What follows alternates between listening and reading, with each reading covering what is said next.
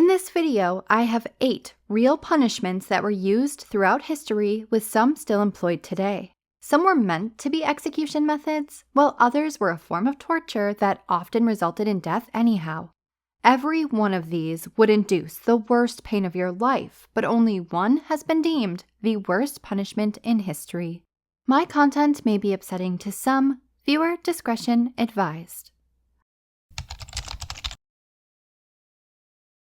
There are so many misconceptions about crucifixion. For starters, most were performed with stakes and not crosses. Additionally, these square-shaped 1-inch thick nails were not driven through the palm, but in the wrist and/or forearms instead. Those areas contain bones that can withstand much more weight and pressure. 2 more nails were driven through the feet or ankles. Both arms were stretched high above the head and secured to the top of the stake, and the feet near the bottom.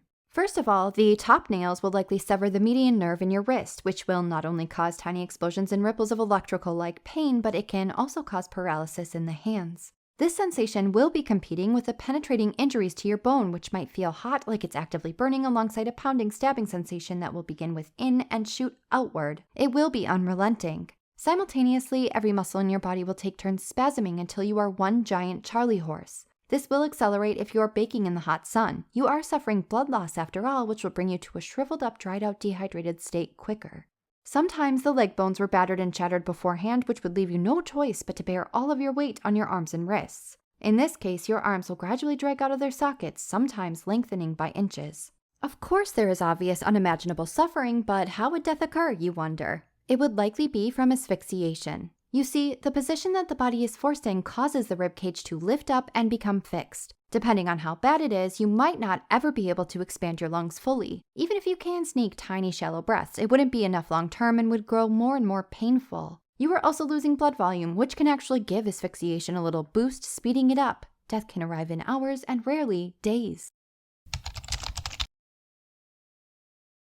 Some torture methods require elaborate contraptions that cost time and money to create, but in North Korea, they have a method that is pure nightmare fuel, and it only requires some rope and a guard or two. What makes this especially appalling is that it's often inflicted on the innocent. You can be thrown in one of these prisons for being in the wrong place at the wrong time, or for your orientation. You will first have your arms pulled up with your hands behind your head, where they will be secured with rope or cuffs. You will then be hoisted into the air, brutally beaten, and left in complete solitude. You'll be held up by your arms, which means that with time your shoulders will pop out of sockets and your scapulas will tear through your muscle and flesh. You can barely move, but the teeny wiggles that you can muster will create a shockwave of complete misery that will be felt in every single bone. Sleep is out of the question. You won't be fed, but food will be your last thought. The few guards who have witnessed such torture and spoken out have said that it doesn't take long for prisoners to lose their resolve to live. They can be left in that state for days. If they don't die from infection, they're left permanently disfigured and still won't live long because they will likely meet the fate of starvation while still in prison.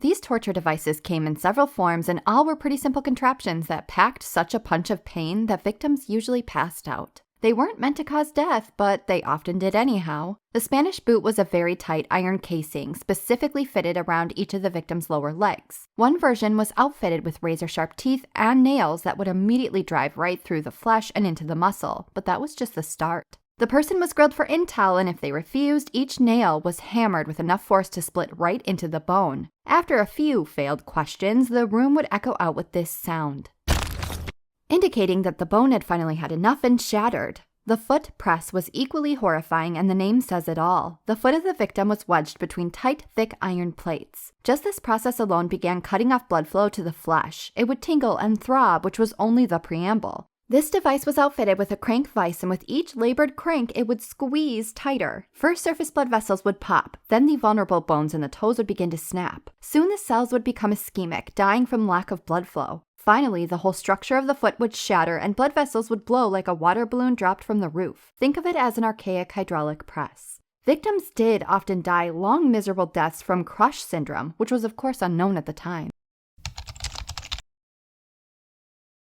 Did you know that elephants were once used to execute humans? The most horrifying ways that you can imagine were used. This method was first employed in the 1500s in Southeast Asia, but really grew in popularity from there. It was utterly grotesque, almost theatrical, and could stretch on for hours if the elephant trainer was skilled enough. Because of this, it was utilized for around 2,000 years all over Asia and in Europe and Africa. Initially, the deaths were inflicted using just the elephant at the behest of the trainer. The animal was instructed to stomp on each limb until they looked like a crushed-up tube of toothpaste, then throw the victim in the air as the crowd hollered and cheered. Occasionally, they would stab the guts with its tusks, which average about 6 feet in length. Once the show was due to conclude, the elephant was instructed to, ever so slowly, lower its foot on the victim's head until even the closest bystanders could hear the skull bone buckle, splinter, and pulverize. All of that pain and suffering would definitely gain a 9 out of 10 on the agony scale, which few deaths can top, yet that wasn't enough. As this method spread like wildfire, different regions began dreaming up ways to make it even worse. In parts of India, bone-sharp spikes were outfitted on the elephant's tusks. In addition to the crushing and throwing, the animal was trained and instructed to drive the spikes into the already mangled limbs and lower gut.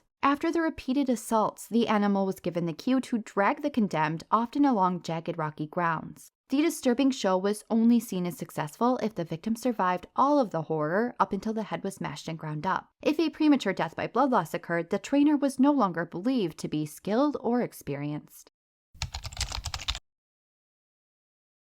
Maybe you didn't even know that this thing was actually used to repeatedly slice into real people's meats. It was employed during the Spanish Inquisition to instill so much fear and psychological torment that people would spill their guts, and oh, were guts ever spilled both figuratively and literally. The person was strapped to a bench beneath a swinging pendulum with a curved axe. With every forceful round, it would lower just a tad. The thing about a pendulum is that it will never stop swinging as long as it isn't interrupted. It's symbolic for life, which makes this all seem like a sick, morbid joke. Because the unfortunate victim could not move, the bone-sharp axe would reassault the same oozing open wound, only slicing slightly deeper each time. Because it was positioned lower than the heart, it made for a long, agonizing death by exsanguination. It also wasn't too uncommon for the squishy and fuzzy textured bowels to stick to the blade. As it swung away, it would rip them out of the gaping wound. Can you even imagine watching your own intestines, which are at least 15 feet long, fly through the room like a set of dripping novelty streamers? Eventually, after what would feel like hours, the blade would extend deep enough to sever the spinal cord and cut the victim completely in half.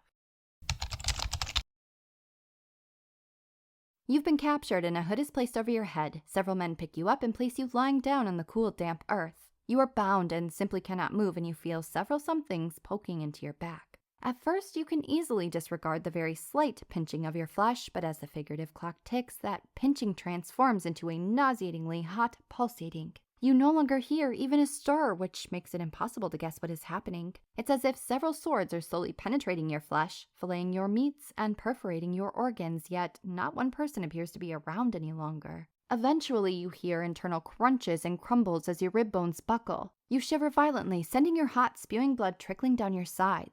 The simple truth is that there are several shoots of bamboo slowly impaling you as they grow. This is bamboo torture, and it will kill you, but only after a day or more of total suffering. This was widely believed to be used on POWs during World War II. Prisoners were tied horizontally over young growing bamboo plants which grow freaky fast. Some species can grow nearly 3 feet in just one day. They are also strong enough to pierce through even concrete, so your fickle flesh is no feat at all. What makes this worse is that the shoots can stem blood flow, which will take 2 or 3 times as long for you to succumb to blood loss. This sounds unbelievable, I know, but even Mythbusters prove that this is incredibly possible and incredibly fatal. Oftentimes, the men would return to the prisoner 2 or 3 days later to find numerous wide shoots protruding from the abdomen and chest with bloody tissue attached. This one was also nicknamed the boats because the prisoner was forced into a wooden boat or tied to 2 hollow logs. They were then force-fed copious amounts of milk and honey. If they threw up, it was no worries. More was forced down their gullets, and honestly, the messier they were, the better. The high level of glucose in honey coupled with the milk was too much to properly digest, which led to uncontrollable diarrhea. As the boat filled with their waste, it attracted a host of critters. Before setting them sail in a swampy area, even more honey was doused over their face and limbs. They were then left in the beating hot sun where every creepy crawler would devour their flesh, crawl in their orifices, and feast on their insides. There were no quick deaths. At best, they would die in days from overheating or dehydration. At worst, they would suffer until systemic infection took hold. The profound agony would madden their minds. Every single nerve would scream and sizzle. Each limb would furiously ache to move. Their eyeballs would likely be pecked over and over. All of these are cringe-inducing, but none of them are considered the worst punishment in history. That was a title reserved only for this next punishment. Let me know if you agree. Way back in history, in areas of China and Vietnam, treason was punished with something so unfathomable that it was rarely ever committed. Of course, the guilty was put to death in a long, torturous way, but that was only a fraction of it. First, they had to sit and watch the worst show of their life. Their entire living lineage was rounded up, told very little about what was about to happen, brought to the stage of choice, and executed, one by one, slowly, while the guilty helplessly watched. The execution method of choice was, more often than not, Ling Chi, otherwise known as death by 1,000 cuts. This method was even worse than flaying, and it started off the same. Small individual chunks of flesh were filleted off the body, and the cuts gradually extended deeper, all over, until death finally occurred. The victims included grandparents, parents, in-laws, spouses, siblings, aunts, uncles, first and second cousins, children, and grandchildren. If the executioner was having a tender day, they would spare very young kids, though they were enslaved for life. One condemned man had nearly 300 victims killed in addition to him. For an added level of savagery, his colleagues, friends, and students were also put to death. After likely days or weeks of watching such horror, he was killed by being cut in half at the waist, which is not nearly as quick of a death as you would think.